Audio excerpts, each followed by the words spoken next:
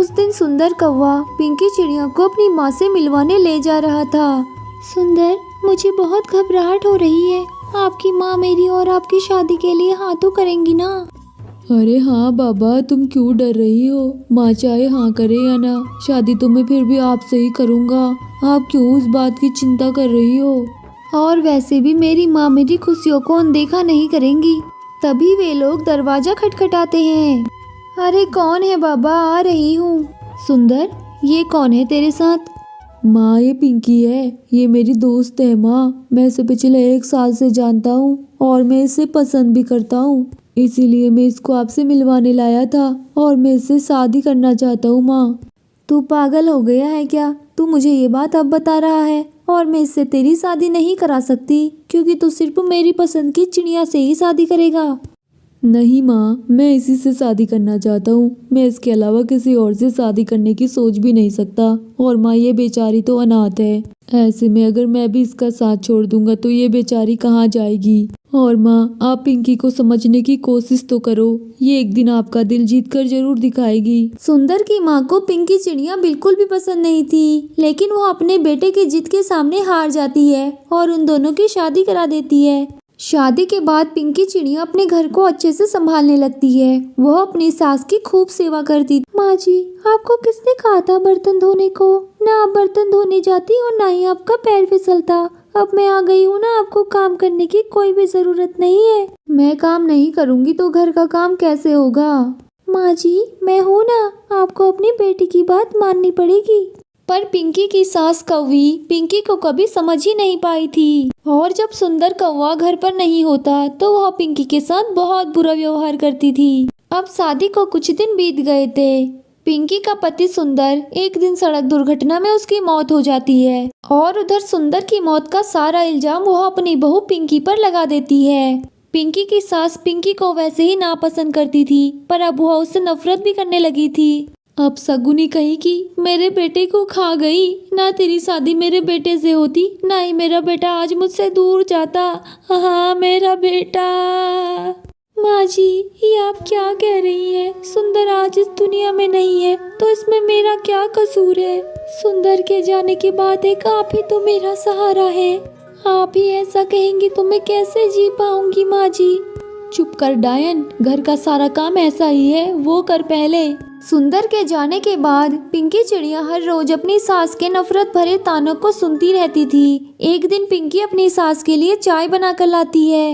माँ जी, आपको बहुत ठंड लग रही होगी, ये लो आपके लिए चाय बनाकर लाई हूँ। पिंकी की सास जैसे ही चाय पीती है वह भड़क उठती है। हाय राम, मेरा मुंह जल गया।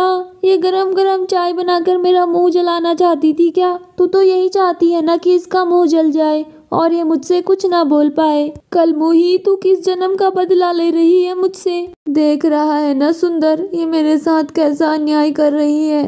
तू निकल मेरे घर से अभी। माँ जी नहीं, माँ जी ऐसा मत करो। माँ जी, मैं कहाँ जाऊंगी?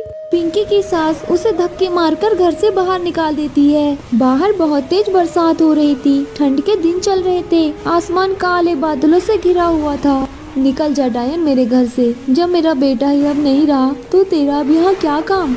माँ जी, मुझ पर रहम करो। माँ जी, मुझे अंदर आने दो। माँ जी, मेरा इस दुनिया में कोई भी नहीं है, मैं कहाँ जाऊंगी? मेरी बला से तू कहीं पर मर जा, मुझे क्या? पिंकी की सास दरवाजा बंद कर देती है। लगातार तेज बारिश हुए जा रही थी। पिंकी कुछ मिनट तक दरवाजा खोलने का इंतजार करती है। माँ जी, मैं भीग रही हूँ, दरवाजा खोलो माँ जी, भगवान के लिए। मैं अकेली कहाँ जाऊंगी? इस जंगल में आप ही तो मेरी अपनी है।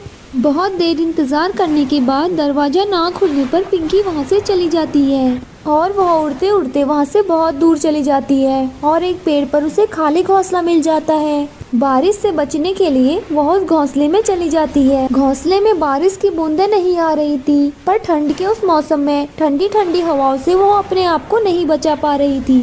मैं अब क्या करूं? किधर जाऊं? हे भगवान, आपने मेरे नसीब में इतना दर्द क्यों लिखा है?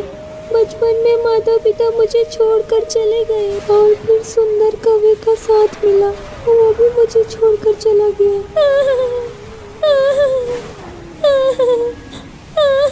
तभी पास में ही एक कबूतर अपनी खराब गाड़ी को ठीक कर रहा था। वह उस रोने की आवाज को सुन रहा था। तभी वह देखता है कि वह आवाज बगल से ही आ रही है। वह कबूतर पिंकी चिड़िया के पास जाता है। तुम कौन हो और इस तरह से रो क्यों रही हो? तुम्हें कोई तकलीफ है क्या? मैं तुम्हारी कोई मदद कर सकता हूँ? वह लगातार रोए जा रही थी। वह कबूतर पिंकी को अपने घर ले जाता है। माँ, ये चिड़िया मुझे रास्ते पर मिली। ये बहुत परेशान लग रही थी, इसीलिए मैं इसे घर ले आया। बेटी, कौन है तू और इस समय घर से बाहर? ऐसा क्या हुआ था? पिंकी उसे सारी कहानी बता देती है और अगले दिन कबूतर शहर को नौकरी करने चला जाता है। मेरा बेटा भी अब शहर को नौकरी करने चला गया है। अब 1-2 साल बाद ही घर लौटेगा। अब मैं भी घर पर अकेली हूँ। तू मेरे साथ यहाँ रह सकती है बेटी। मेरा भी एक साथ हो जाएगा। ठीक है काकी, आपने मुझ जैसी अनजान पंछी को सहारा दिया, मेरी मदद की। आपका एहसान मैं कभी नहीं भूलूंगी। अच्छा बेटी, तुझे पता है मेरा पास में ही एक छोटा सा ढाबा है। बस घर पर अकेली अकेली ना रहूं तो अपना मन बहलाने के लिए एक छोटा सा ढाबा खोला है। तू घर का ध्यान रखना, मैं ढाबे पर जा रही हूँ। काकी, मैं यहाँ पर क्या करूँगी? मैं भी आपके साथ चलती हूँ, आपका हाथ बटा दूंगी काम में। वे दोनों ढाबे पर चले जाते हैं। काकी, यहाँ तो ढाबे पर बहुत गंदगी हो रही है। मैं पहले यहाँ अच्छे से सफाई कर देती हूँ। पिंकी चिड़िया ढाबे की अच्छे से सफाई करने लगती है और साथ ही कबूतरी काकी खाना बनाती है। खाना बनने के बाद ढाबे पर लोग खाने के लिए आने लगते हैं और साथ ही पिंकी उन्हें खाना परोसती है। खाना खाने के बाद एक पक्षी कबूतरी काकी को पैसे देने जाता है। कितना हुआ मैडम? आपका 100 रुपया हो गया भाई साहब। तभी पिंकी देखती है कि वह 100 रुपये के बदले 50 रुपया दे रहा है। ये क्या भाई साहब, ये तो 50 रुपये है। 50 रुपये और दीजिए। दरअसल कबूतरी काकी पढ़ी लिखी नहीं थी, इसीलिए सालों से कुछ ग्राहक उसे इसी तरह बेवकूफ बनाकर कम पैसे देते थे।